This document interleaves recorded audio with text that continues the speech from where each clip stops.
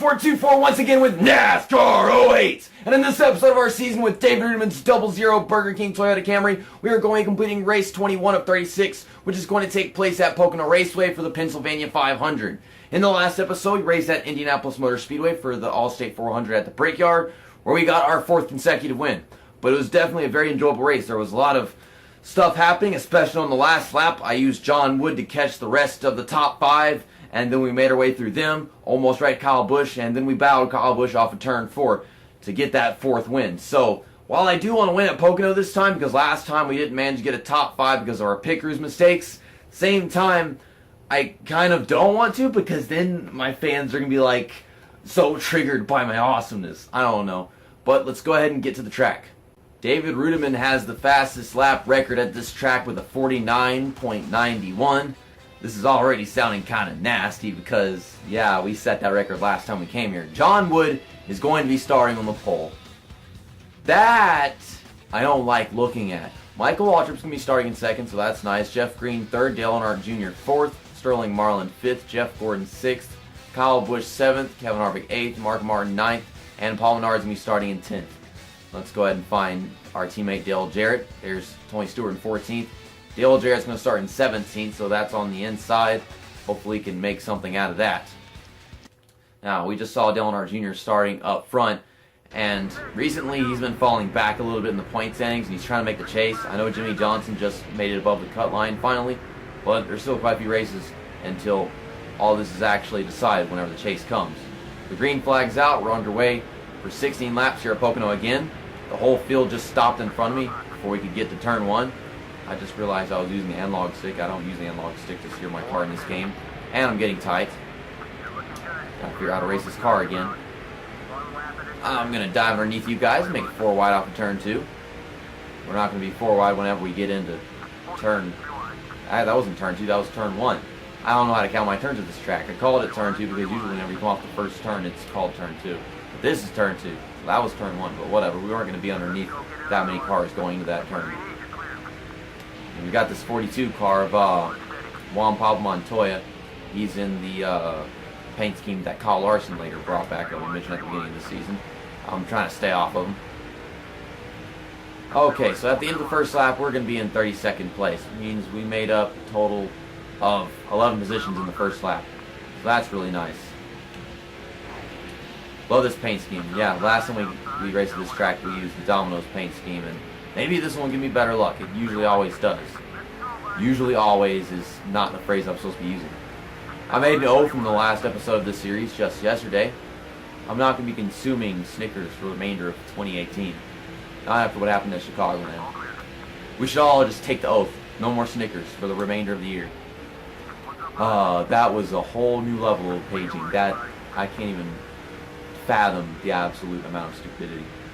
Dale Jarrett's still on the inside and looks like he's making up a little ground. Maybe, I don't know. I'm stuck on freaking Matt Kenseth, and now my car's getting loose and sliding up into Kyle Petty.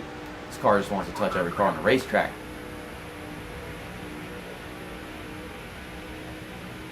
Freaking crickets, man! It's that time of the year. I've said that in like 3 videos now. Okay, you're gonna have to move over. I ain't going all the way down here. Yeah, get in the draft. Dive it in turn 1 again. Gonna get underneath Elliott Sadler a little bit, and now he's stuck on me. And whenever you don't get off me after a little contact, I'm gonna have to force myself back up onto him so I can give myself some room on the track. Well, we were trying to do that, but he wouldn't get off me, and he made me lose by doing that. So we're in 16th, 17th. We're gonna be cracking the top 10 probably in the next lap. Yeah, Dale Jarrett's made up like 5 positions since the start of the race. I'm going to try to help him get a top 10 in this one if I can. Robbie Gordon comes down to block, and my car suddenly is just not turning as we go into 3. And now Tony Stewart's gotten underneath me. We'll get a run off. Got some dead bugs all over the grill of the car. Dale Jarrett's going to be on the outside of Mark Martin if he doesn't get down to the inside. And I'm trying to give him the draft without getting him on the outside of Mark Martin. I don't know why he's in the middle lane. Okay, I'm going to get underneath Robbie Gordon. That was a little bit of a nervous move. Try not to make contact every time I go underneath somebody into a corner. Michael Waltrip's on the outside. Jeff Green is in the lead for like the 5th or 6th time this season. I don't know how many times. He did get a win recently, did he? Wasn't that at Darlington? Yeah, I didn't win Darlington. Jeff Green won that Darlington race. I remember I was trying to, and I was just so far behind I couldn't accomplish that. I really need to keep track of what the hell happens in this LP. Forgetting which drivers got wins and not. We're behind Dale Jarrett, giving him a bunch of pushy pushes. Why are you not trying to pass Clint Boyer? My controller is just constantly vibrating. And he's actually getting a little tick at that. Well, maybe you should try passing this guy in front of you instead of not going anywhere. Go underneath him. Go underneath him. You won't go underneath him. I don't get it. Well, if that's the case, then we'll just leave you to die. As well as Michael Walsh, who apparently is also staying on the outside. Dale Jarrett just committed to the outside. What the fuck? Okay. Them damn crickets outside distracted me. My car's getting loose through turn 3. It's loose every single freaking turn of this track. Who's in the lead now? It's not Jeff Green. I think it's Jeff Gordon. No. It's Casey Kane, then it's Jeff Gordon, then it's the 3 wide for the lead. Oh my god. That's Kyle Busch. Yeah, he almost won the last race. And there's John Wood. I don't even know if John Wood ever led a lap in this race because I was too busy making passes at the beginning. I think we're going to be taking our pit stops lap 8 or lap 9. All depends on whenever the leaders start doing it. I want to see if I can lead a lap before our pit stops. And we're going to get the lead coming out of turn 1, I think. Slingshot underneath John Wood. A little contact with that quarter panel, but we didn't loosen him up or anything. That curve is making me lose speed. Thought we were going to get the lead off of turn 1, but he got to run off. We were trying to get him loose and make him just fall back a bunch of spots. I would so enjoy that. And I can't get a run off of turn 3. He's going to block me all the way down to the grass.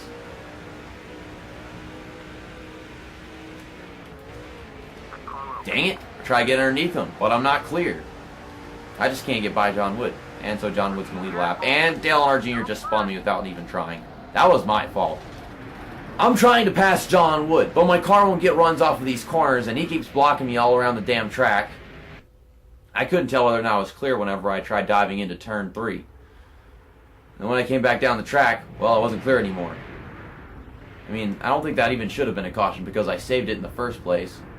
At least my driver didn't commit suicide. I think he was about to. So we're going to be taking pit stops under caution now.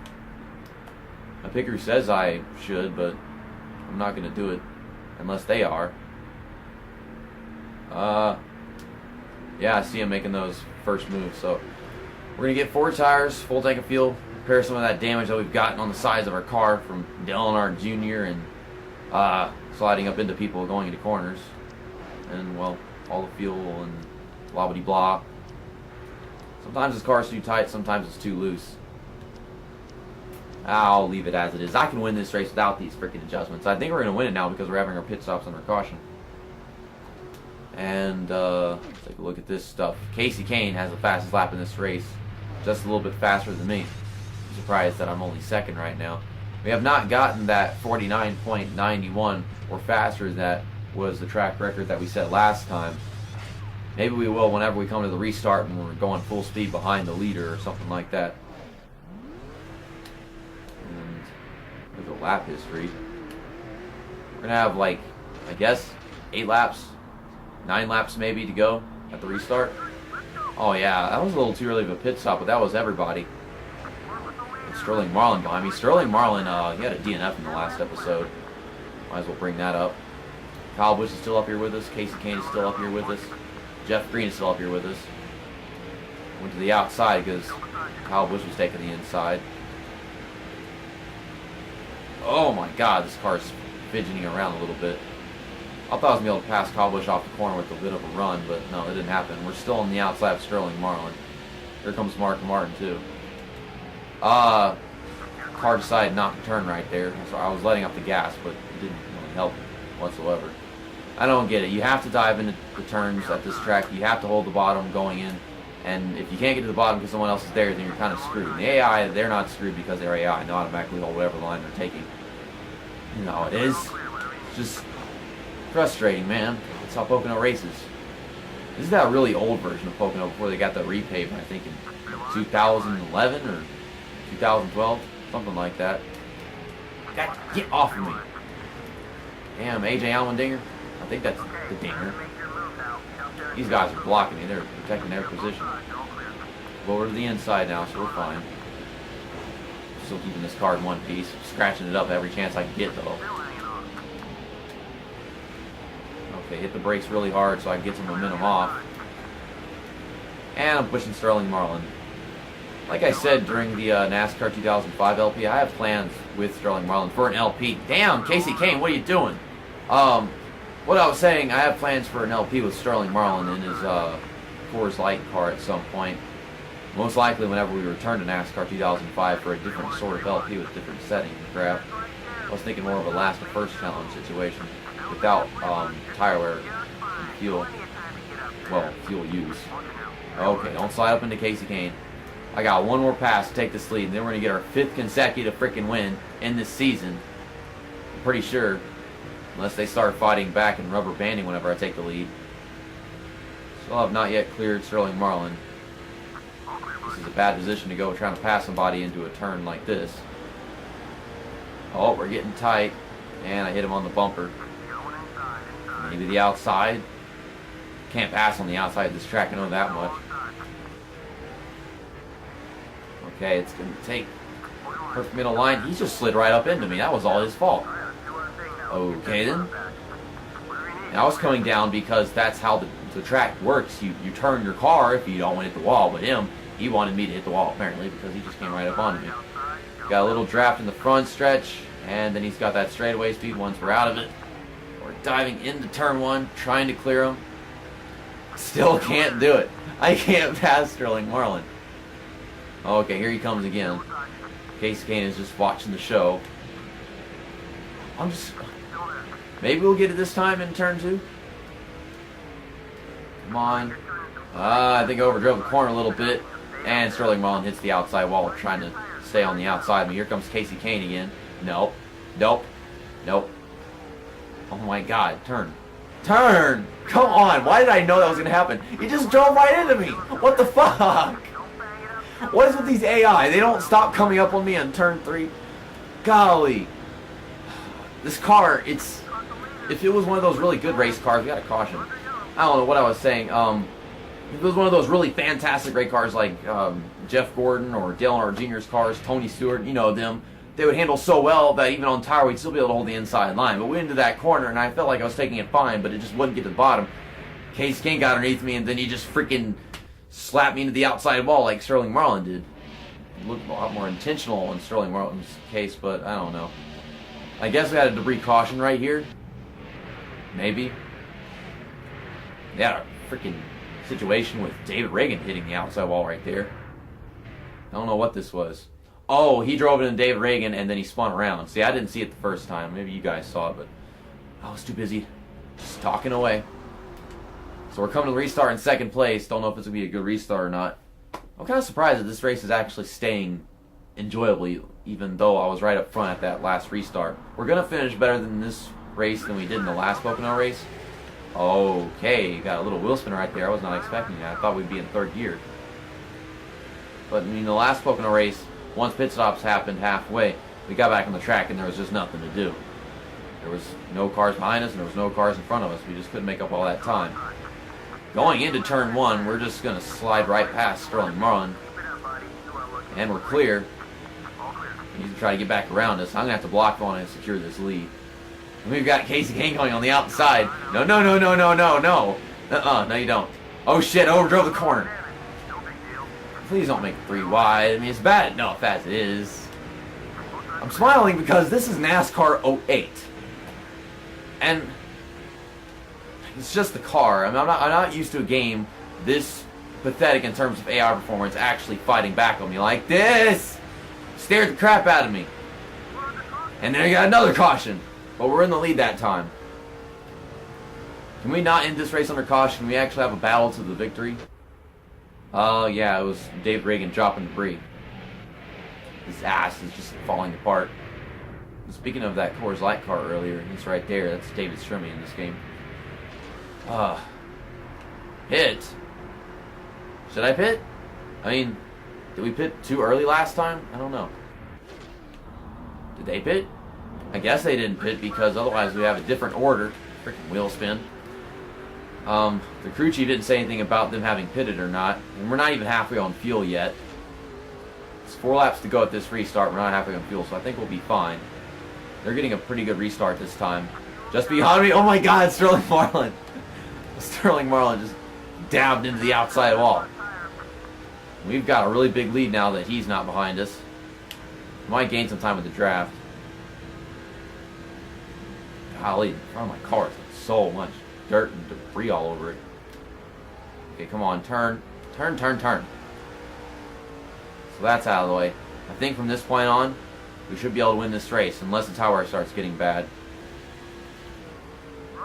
And we got another freaking caution. Case Kane is right freaking behind me, just like always, and he passed me after the caution happened for some reason. Now what? A debris caution, I suppose, yeah, that was debris from the 22 car, which is the one that crashed into the 6 car earlier. 1 lap to go here at Pocono Raceway. Pulling away a little bit, but these tires are so freaking worn that I'm forced to drift through every turn on the track. Oh my god. Oh my god. God dang it. No, no. Turn to the right. No. Get down. You stupid car. No. Come on. Side draft. Side draft. This is a weird way for side draft to work, but I guess it'll work. I'm trying to make him go to the outside so that I have the inside. What the hell? He just hit the wall. I don't know. That wasn't my fault. Did he just give me that win by slowing everybody down? Apparently not, because they gained right back on me through turn 2.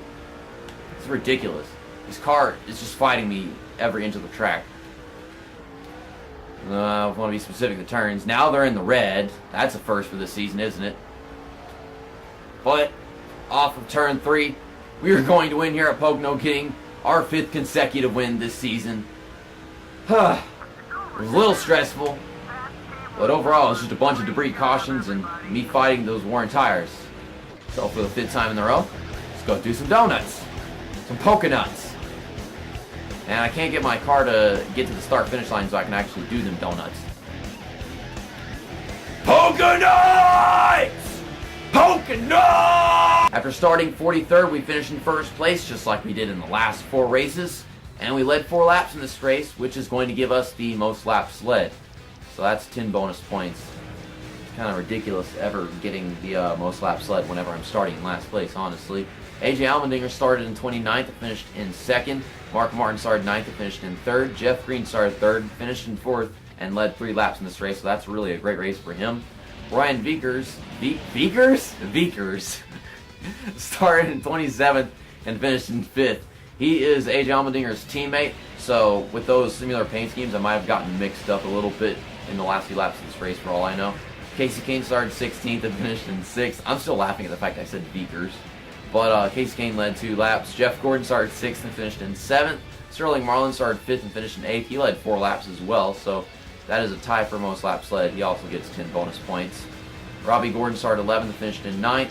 And Kyle Busch started 7th and finished in 10th. I'm pretty sure that could have not been Kurt Busch, because Kyle Busch was up front whenever I got there, and it says that he led a lap right here.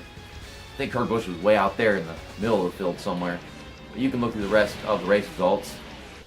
I haven't seen John Wood yet. There's Dale Earnhardt Jr. after starting 4th, finished in 21st, so that kind of sucks for him. Tony Stewart didn't finish very well either. Jimmy Johnson didn't finish well. John Wood started on pole, that's right, and finished in 28th. And he led 2 laps. That might have happened because of the caution. I don't know. Usually whenever there's a caution, and we have pit stops under that caution, the 21 cars go up front because where their pit stalls are. That did not happen this time. Dale Jarrett started 17th and finished in 29th. It looked like he was having a really good race whenever I got to him. He and Michael Waltrip, they were in the top 10 and stuff. And then, now they're all back here. Where's Michael Waltrip, though? Michael Waltrip started 2nd, finished in 39th. Come on, give me some mercy, EA. Good grief. Dave Blaney started 20th and finished in 43rd. And no one actually got a DNF. See, Dave Blaney drives the 22 car, David Reagan drives the 6 car, and they both wound up finishing in the last 2 positions, which makes sense because they severely damaged their cars in those cautions with that wrecks and the debris and stuff.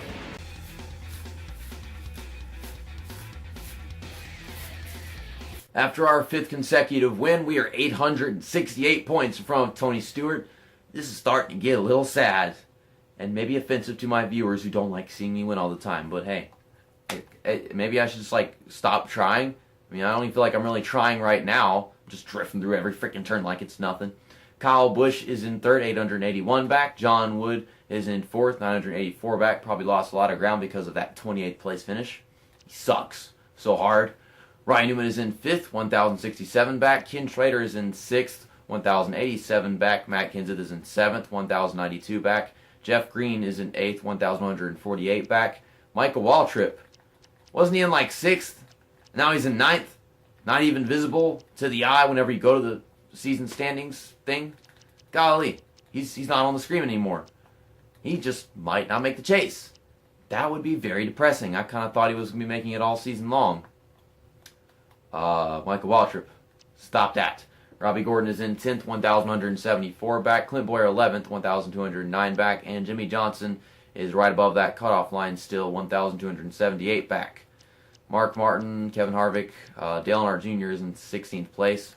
Don't know if any of these guys are going to be making the chase. Maybe Jimmy Johnson will fall out before we get to the 26th race or something like that. You can look at the rest of the point standings. Dale Jarrett was in 24th, I think, and now he's in 25th. I was really hoping that this team would do well for me in this season, but it's just not happening. And there's Jeff Gordon casually in 36th place like it's nothing. And yeah, there are the point standings. I'll see you guys tomorrow afternoon for the NASCAR Nextel Cup at the Glen, which is going to be race 22 of 36. That's going to be 7 laps long. It doesn't have a mileage or kilometers in the name. I don't know why. I mean, these days it does. The Cheese 355 or whatever it is. Whenever we had to race at Watkins Glen in NASCAR 09, that last lap was one of the most memorable last laps on my entire channel. Because that was the one where I just had a full, flat-on Green Day pile of rage. That made the 2017 montage. I remember having to edit that. I finished in 13th place. Will we get a top 10 this time? I don't know. Sometimes this game is easier, sometimes it's harder. But in all reality, I've gotten 5 consecutive wins, and I think it's going to stop whenever we do that race tomorrow. See you next time. That's that, and episode over.